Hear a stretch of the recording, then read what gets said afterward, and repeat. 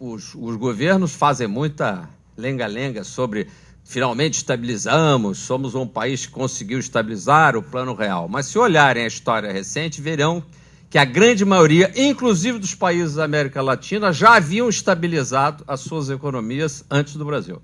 Inclusive a Argentina, o que é quase que assim, o campeonato mundial dos últimos a chegar lá.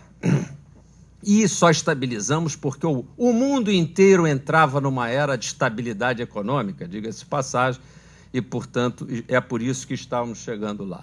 E agora estamos há mais de 15 anos capengando na taxa de crescimento, porque estabilizamos, mas não sabemos para onde ir, o que fazer para entregar o crescimento. Num momento em que, como veremos, a economia exige, porque a demografia nossa recente está a exigir isso, um aumento importante da taxa de crescimento para acomodar a legião de jovens como nós que estão chegando ao mercado de trabalho. Por cima disso tudo e por trás, como um pano de fundo, surge o processo muito mais antigo de exclusão desta sociedade que, embora se perceba por parte do discurso oficial dos governos cada vez mais de todos, aliás, ultimamente é o logo oficial, o país de todos, uma conversa.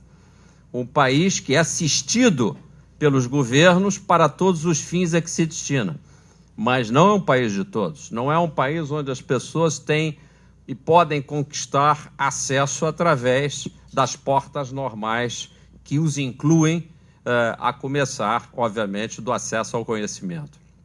Então, o Instituto, depois de brigar muito pela estabilização, porque achávamos, talvez com viés economicista, que o mal da inflação era tão evidente que nós não precisávamos fazer mais nada, bastávamos nos agarrar com essa bandeira, que ela, de certa forma, ela era como uma rede, uma treliça que se juntava a todos os outros temas. Esta exclusão, a exclusão, a capacidade de você ter moeda confiável, era a exclusão do básico, era o roubo permanente. E os mais jovens já nem lembram disso. Como é que é ter 40% de inflação ao mês? Você pagar um salário, não é? E, aliás, os salários passavam a ser quinzenais e depois semanais, porque os empresários aqui presentes, obviamente, lembram disso muito bem. A corrosão era ao dia, não é? E, portanto, era uma briga completamente inútil, enlouquecida, desmiolada, para correr em cima de taxas de juros e de remuneração da ordem de pelo menos 1% ao dia. E que, portanto, dava ganhos extraordinários a quem, por exemplo, deixasse de pagar uma conta num dia, 2 dias, 3 dias.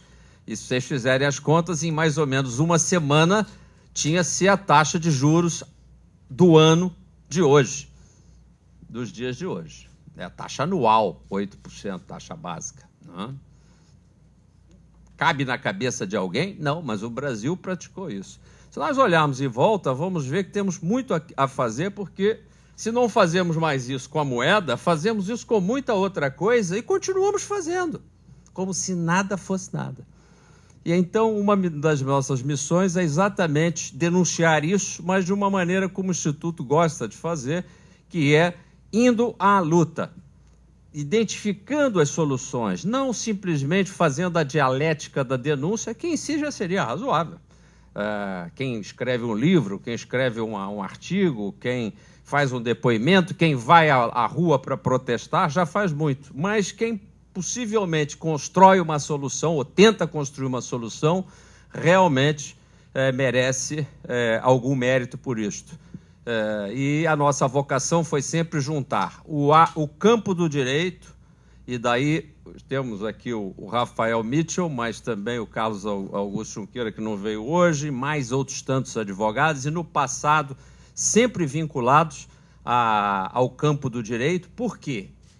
Porque o direito é que significa a capacidade das pessoas acompanharem a razão. É porque, e me dizia o presidente de honra do Instituto Atlântico, o professor Diogo de Figueiredo Moreira Neto, um grande administrativista e constitucionalista brasileiro, um grande liberal, E me dizia isso, semana passada ainda tive mais uma lição dele.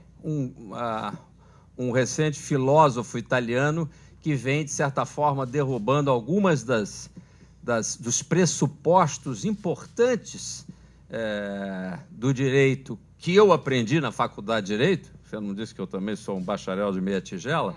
Não é? Que é a ideia do direito como nascendo da capacidade de coerção. Eu sempre aprendi isso, von Ehringer e outros tantos, né? Mais na tradição germânica. No fundo, você se tem uma budurna bem grande para bater na cabeça dos outros, você é capaz de impor o direito através da sua capacidade de coerção. E o Estado seria exatamente o detentor desse direito, e o Estado de Direito seria um Estado democraticamente estabelecido. Mais recentemente, esse filósofo italiano, da área jurídica, vem chamando a atenção, senão que o Estado de Direito nasce do consenso. Interessante isso. Né? O direito não nasce propriamente da coerção. A ditadura nasce da coerção. Algum direito nasce da coerção, sim. O Estado, o direito de quem manda, mas não o direito de quem é mandado. Como num condomínio, talvez o verdadeiro direito é aquele que nasce da comunidade, daquela reunião, como nós estamos fazendo aqui, onde, eventualmente, as pessoas votam, são votadas e o consenso surge. Portanto, estamos num mundo bem diferenciado, que é o século XXI, que é um século do direito. E por quê? Por causa, entre outras coisas, das novas mídias, de uma internet, de um YouTube, que denuncia permanentemente o mando e a coerção, principalmente a coerção da mentira, pela qual somos diariamente subjugados pela mídia oficial, não necessariamente esta ou aquela mídia, não importa, mas a tendência do mundo cada vez mais complexo é manipular através das mídias oficiais, e, ao mesmo tempo, existe um outro movimento, uma outra força, que é essa, vamos dizer, de liberação e de libertação. E, portanto, de certa forma, tenho uma inveja muito grande dos mais jovens, cronologicamente, porque viverão tempos extraordinários, dessa oposição que se fará cada vez mais clara entre as manipulações e a libertação de todas as manipulações. E, obviamente, esse é um mundo muito diferente, muito competitivo e muito fascinante. O Instituto, dentro dessa característica, resolveu assumir algumas brigas nesse plano da inclusão. Eu queria pedir ao Peter, então, que começasse e eu vou rapidamente explicar esses porquês e, em seguida, chegar ao assunto principal, que é, em termos de Brasil, esse recado é importante, nós estamos na confluência, e essa é a boa notícia que eu trago para os mais jovens, com as minhas invejas registradas, para aqueles que disporão de mais tempo. Há uma conjunção no Brasil extraordinária do fator demográfico, do amadurecimento, pode-se dizer, demográfico do país, do amadurecimento geográfico ou geoeconômico e o amadurecimento da própria economia propriamente dita. Quando essas três coisas chegam numa conjunção astral razoável, nós temos uma grande chance de andar mais rápido, de uma forma mais disciplinada, com políticas públicas melhores.